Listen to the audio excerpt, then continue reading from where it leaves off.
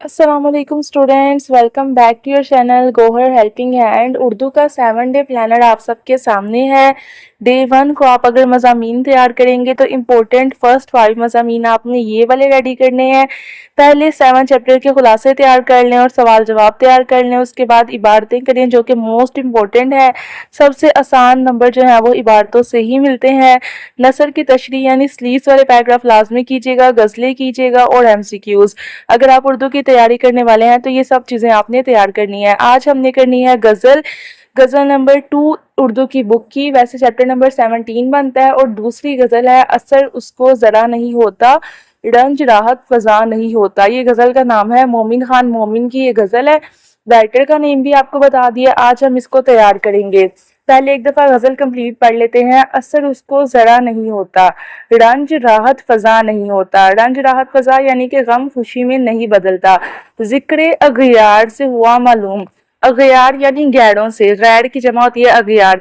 हर्फ़े नासिहा बुरा नहीं होता, यानी हर अच्छा कहा जाने वाला लफ्ज़ बुरा नहीं होता। तुम हमारे किसी तरह ना हुए वरना दुनिया में क्या नहीं होता। यानी कि शायर कह रहा है अपने महबूब को कि तुम किसी तरह से मेरे ना हो सके वरना दुनिया में क्या चीज़ नहीं पॉसिबल। तुम मेरे पास होते हो गोया जब कोई दूसरा नहीं होता। अब यहाँ पे शायर कह रहा है जब मैं बिल्कुल अकेला होता हूँ, जब मेरे पास कोई नहीं होता तो मेरे पास ख्यालों में तुम आ जाते हो।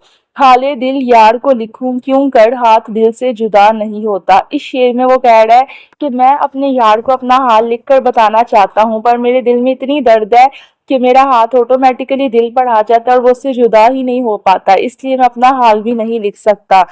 चाराए दिल सिवाय सबर नहीं, सो तुम्हारे सिवा नहीं होता। इस दिल का कह रहा है कोई हल नहीं है, सिर्फ इतना हल है कि ये सबर कर ले, लेकिन वो भी नहीं होता जब तक कि महबूब ना मिले।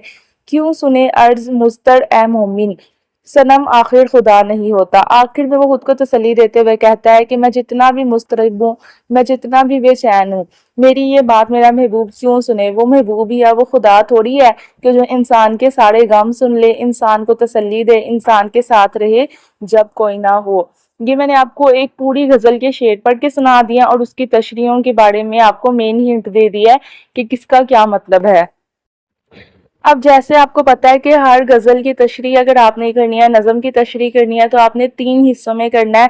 पहले हिस्से में आपने हले लुगत लिखने हैं, हेडिंग देनी है मार्कर के साथ, उसके नीचे एक तरफ अल्फाज लाइन लगा के और दूसरी तरफ मायनी, और उस शेर में जो भी मुश्किल लफ्ज़ और मायनी है वो लिखने हैं, फिर मफ़हूम, फिर तशरीह, फिर आपको पूरे 2 नंबर मिलते हैं।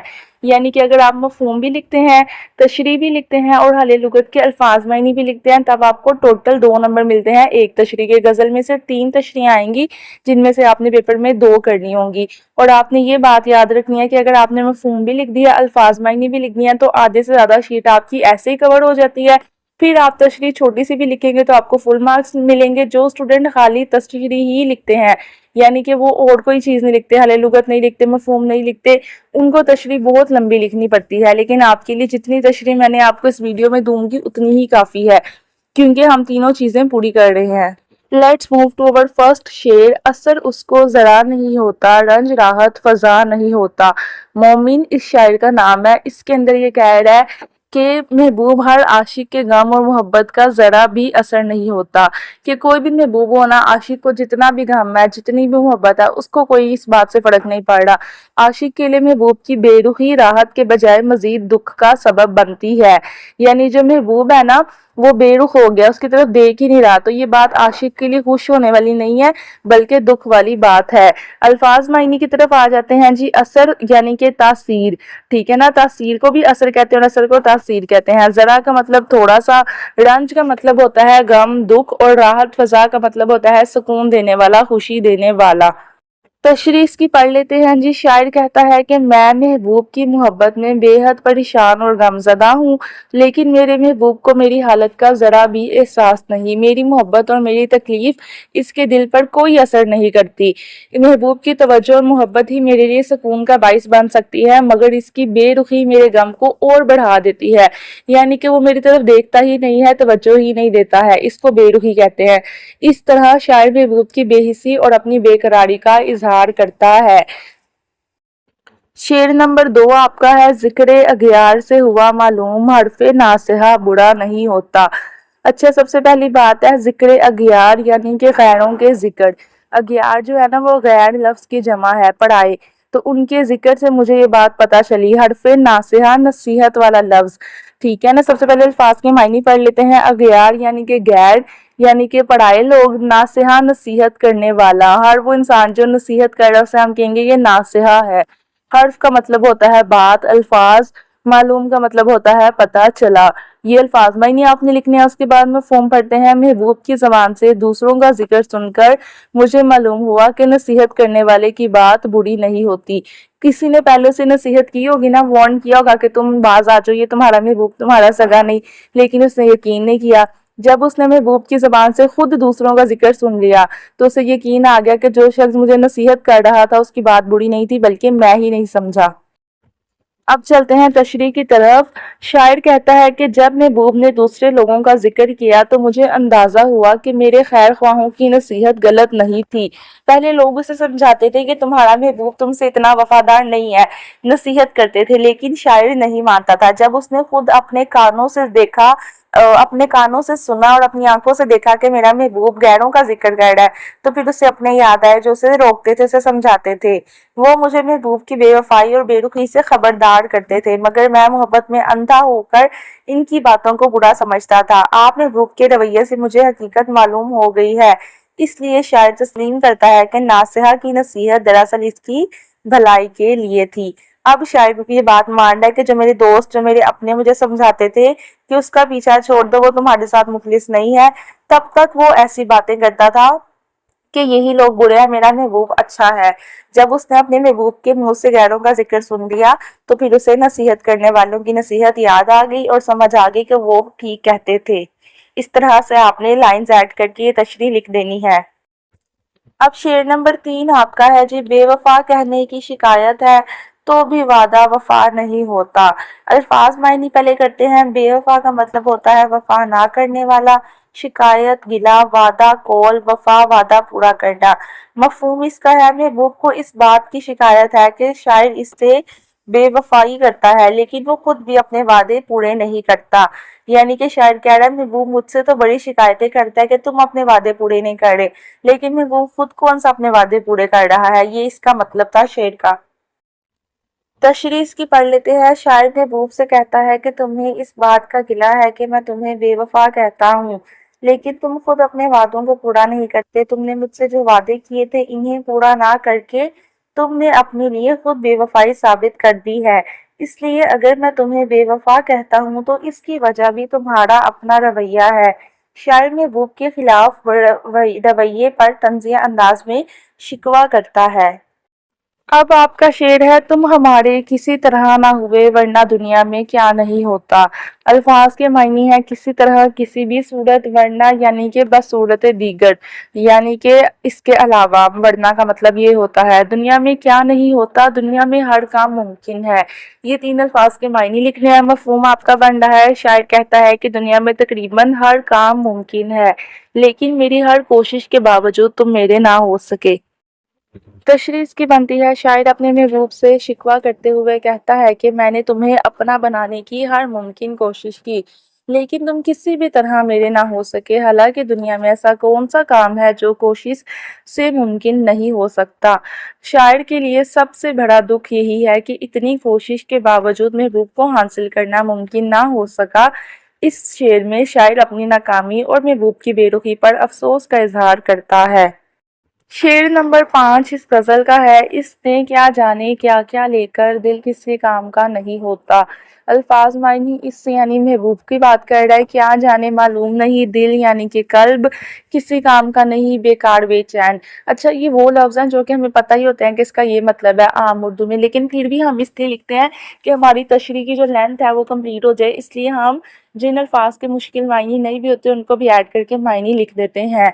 मफहूम की बात करते हैं। महबूब की मोहब्बत ने शायर का दिल इस तरह बेचैन कर दिया है कि अब वो किसी काम के काबिल नहीं रहा। तशरीह इसकी है। शायर कहता है कि मालूम नहीं महबूब ने मुझसे क्या कुछ ले लिया है कि मेरा दिल बिल्कुल बेकरार हो गया है। महबूब की याद और मोहब्बत ने मेरी तमाम तवज्जो अपनी तरफ खींच ली है। अब मैं ना किसी काम में दिल लगा सकता हूँ और ना ही किसी दूसरी तरफ तवज्जो दे सकता हूँ। महबूब की मोहब्बत ने शायर को इस कदर बेचैन कर दिया है कि इसका दिल दुनिया के दूसरे कामों से बेनियाज हो गया है।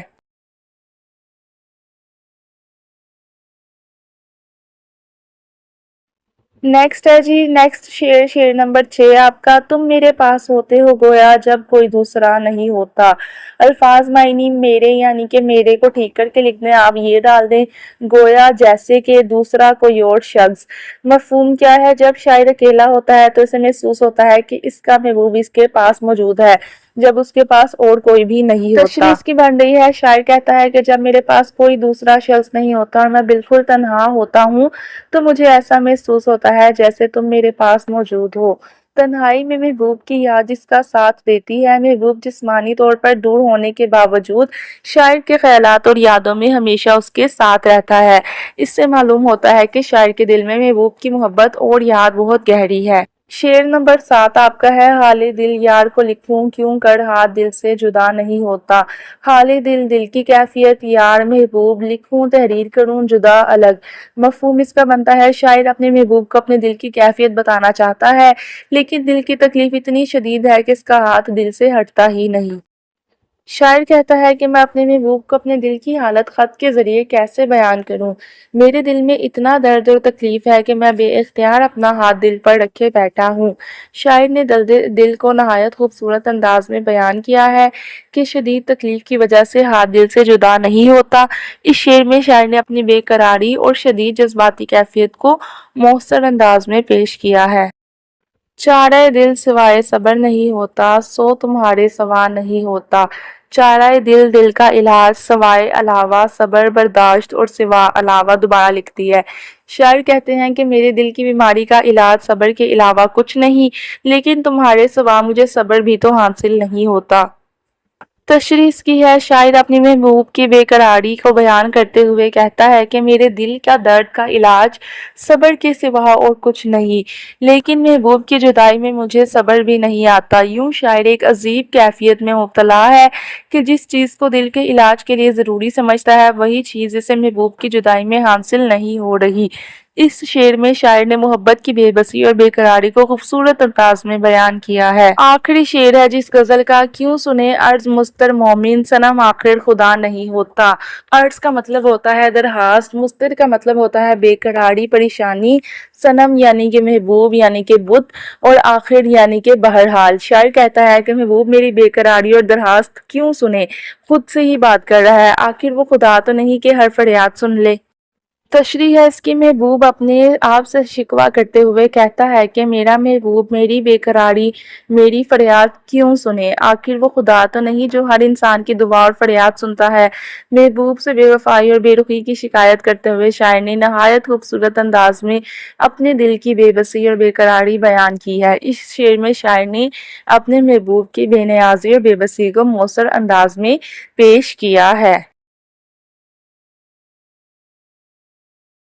यहाँ पे हमारी गज़ल नंबर 2 भी एंड होती है। पूरी गज़ल के अल्फाज, मायनी, मफ़हूम और तशरीह आपको प्रोवाइड कर दी गई है आसान अल्फाज में, इजी वर्डिंग और शॉर्ट लेंथ के अंदर, जो कि आपकी गाइड बुक से बहुत ज़्यादा शॉर्ट है। जो कि आपकी गाइड बुक्स में मैंने देखा है कि बहुत लंबी लंबी तशरीहात लिखी हुई हैं। यहाँ पे आपका फ़र्ज़ बनता है कि आप चैनल को सब्सक्राइब करें, प्यारा सा कमेंट करें, और मिलेंगे कल एक नई वीडियो के साथ जिसमें हम करेंगे नज़म नंबर 1 की तशरीह। हाफ बुक के अंदर 2 गज़लें आती थी वो हमने तैयार कर ली हैं। कल बारी है नज़म की, कल पहली नज़म हमद की तशरीह करेंगे और उसे पढ़ेंगे। चैनल को सब्सक्राइब करें और जुड़े रहिए गौहर हेल्पिंग हैंड